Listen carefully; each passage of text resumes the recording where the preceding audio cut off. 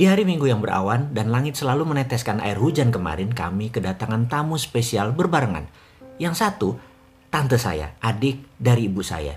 Yang satu lagi, tante dari istri saya, adik dari ibu istri saya. Kedua tante tersebut memiliki sesuatu yang gak umum, yang unik di dalam strategi menjalankan kehidupan ekonomi keluarganya mereka masing-masing. Mengapa saya bilang unik? Begini ceritanya. Saya menceritakan dulu tante dari pihak saya. Dia adalah seorang ibu rumah tangga biasa. Orangnya agak nyeni, mudah bergaul dan cantik. Di masa SMA-nya dia adalah primadona sekolah dan di komplek rumah yang dulu dia pujaan banyak pria di masanya. Pergaulannya luas, bisa dibayangkan gaya hidup wanita cantik seperti tante saya ini, bukan? Mobil pasti punya, dandanannya pasti ngejreng, dan banyak hal yang memerlukan biaya yang tidak sedikit. Suaminya pegawai biasa. Yang menarik di usia mereka saat ini di 65 tahunan, mereka terlihat pasangan awet muda karena selalu senang terus. Apa resepnya mereka bisa memiliki gaya hidup mewah namun hanya berangkat dari seorang pegawai biasa? Saya ingatkan sekali lagi, di awal pernikahan mereka sewaktu saya masih kecil tentunya, mereka menabung menyicil rumah di bilangan Tebet, Jakarta Selatan. Suami bekerja siang malam dinas di luar kota, sang istri bergaul namun super prihatin. Sang tante pernah cerita di tahun kelima rumah tersebut lunas dan mulai direnovasi agar terlihat mewah. Lalu beberapa tahun kemudian rumah tersebut dijual.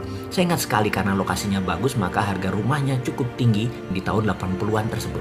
Mereka menjual dengan harga 800 juta. Lalu mereka membeli rumah di daerah bilangan Pejaten seharga 400 juta dan sisanya 400 juta di deposito, beli mobil jalan-jalan. Hidup senang selalu mereka itu. Beberapa tahun kemudian di pertengahan tahun 90-an, mereka jual lagi rumah mereka di bilangan Pejaten tersebut seharga 1,5 miliar. Saya ingat sekali semuanya karena saya menjualkannya kepada sahabat saya yang baru menikah dan tertarik dengan rumah tersebut. Lalu mereka beli rumah di bilangan Cinere, harganya sekitar 800 juta. Yang 700 juta mereka menikmati hidup mereka, beli mobil, deposito, jalan-jalan, itu aja kerja mereka. Dan ketika tahun 2000-an awal, di tahun 2002 kalau nggak salah, mobil dan lainnya mulai menipis harta mereka. Dan apa yang mereka lakukan? Mereka menjual rumah di Cinere tadi, saya ingat harganya 2,7 miliar. Dan di tahun 2003 awal mereka pindah ke Bali. Mereka beli aset di Jalan Seminyak, beli kios dan rumah di belakangnya. Harganya 1 M karena pas ledakan bom Bali tersebut harga di Bali dibanting murah. Dengan sisa 1,7 miliar kehidupan mereka sangat mewah dan layak. Jalan-jalan, menikmati hidup kemana-mana, anak-anak sudah besar, sudah kuliah semua saat itu. Tabungan kendaraan layak, kios disewakan. 8 tahun kemudian tabungan mereka juga mulai menipis. Apa yang mereka lakukan? Kembali ke kebiasaan mereka, jual aset. Di tahun 2013 pas boom properti di Indonesia, mereka menjual seluruh aset mereka tersebut di Seminyak dengan angka sangat menakjubkan. Bali memang luar biasa. Saya tidak berani mengatakan atau menulis nilainya. Namun bagi sepasang suami istri pegawai biasa yang ringan menikmati hidup, maka cara mereka berdua menjalani strategi hidup benar-benar gak ada susah-susahnya. Kesan saya mengikuti MMBC, saya mendapatkan aha momen menjadi manusia baru. Di sini saya dirubah, di-upgrade menjadi manusia yang lebih baik lagi. Mereka membeli aset besar di Ubud, 2 buah lagi, dan dari hasil penjualan aset tersebut mereka juga bisa membangun villa 10 unit. Itu semua dari jualan di aset mereka di Seminyak. Tabungan depositonya jangan tanya, luar biasa. Saya percaya dengan pola hidup seperti mereka berdua sampai kapanpun mereka gak pernah kekurangan. Tante saya satu lagi dari pihak istri, ceritanya mirip-mirip. 15 tahun yang lalu awal perkawinan mereka, suaminya juga hanya pegawai pabrik di Cikarang. Sang tante hidupnya hanya jualan dari arisan ke ibu-ibu arisan, dari arisan satu ke arisan yang lainnya.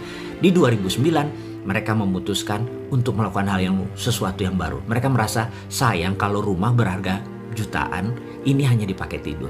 Lebih baik dijual, beli lagi di lokasi lain yang ada peluangnya untuk naik jauh lebih tinggi dari kenaikan rumah yang mereka tinggali sekarang.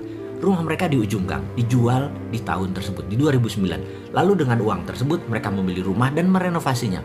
Renovasi belum selesai, rumah sudah ada yang nawar. Kalau mereka untung 20-50% lebih tinggi dari harga mereka beli plus investasi biaya flipping house renovasi, langsung mereka jual. Pindah rumah lagi, beli rumah lagi, renovasi lagi. Dan sahabat, dalam waktu 11 tahun mereka sudah pindah 8 kali. Mereka percaya menjual rumah yang ditinggali jauh lebih cepat laku karena secara psikologis rumahnya terlihat cantik dan hidup. Karena itu mereka selalu menjual rumah yang mereka tinggali.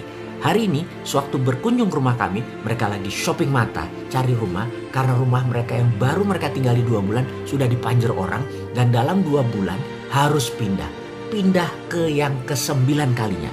Yang saya tahu asetnya sekarang ya, jika dibandingkan 11 tahun yang lalu itu saat ini sudah naik lebih dari 1000% atau naik 10 kali lipat ketimbang rumah mereka atau harta mereka di awal yang hanya sebagai tempat tidur. Sahabat semua, dari kedua hikmah tadi apa yang Anda dapat? Dan bisakah kedua cara itu Anda tiru?